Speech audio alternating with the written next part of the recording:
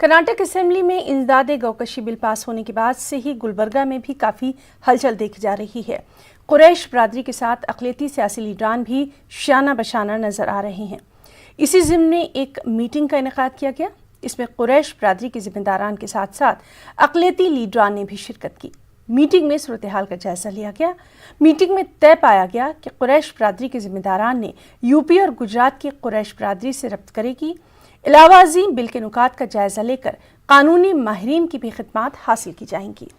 Secular सियासी जमातों के नुमाइंदों से भी मिलकर प्रेशर ग्रुप बनाया जाएगा। इस बिल से मुंसलिक तमाम फरीकीन को जमा करके एक कोऑर्डिनेशन कमेटी तश्कील दी जाएगी।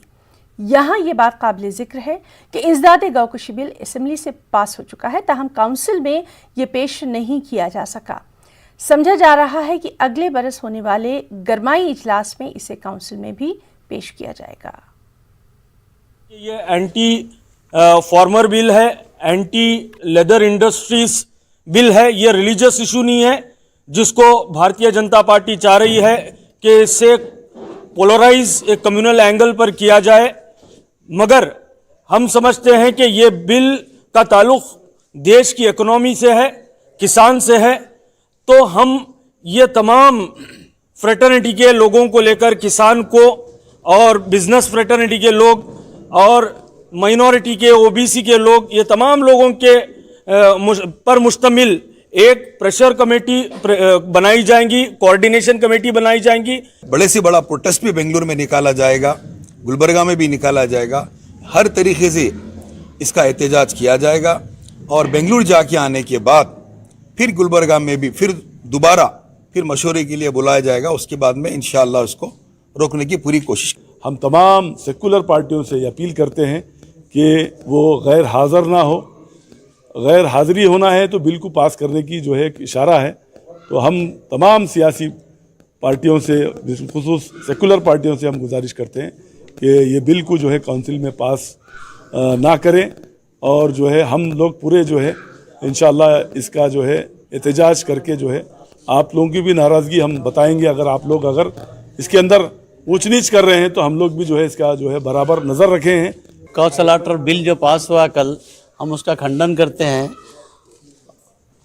और पूरा हम मशवरा कर रहे हैं कि वो बिल के वास्ते कैसा करना है, क्या नहीं। लीगल लड़ाई भी लड़ेंगे और ये भी लड़ेंगे। और मैं बार बार बोल चुका हूँ कि पूरे हिंदुस्तान की गाय एक अजब किस्म की है। पूरी दुनिया की गाय दूध देती है। इस वक्त हिंदुस्तान में एक गाय ऐसी है जो सिर्फ ओट देती है। इसका इस्तेमाल कर रहे हैं लोग। ये तय पाया है कि हम पुरअमन एहतजाज करेंगे और लीगल एक्सपर्ट से इस बिल के ताल्लुक से राय लेंगे। अभी ये बिल तो असेंबली में पास हुआ, काउंसिल में पास नहीं हुआ।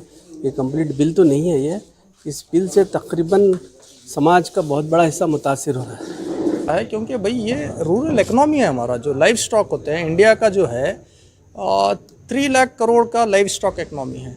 ये क्या करेगी बीजेपी गवर्नमेंट?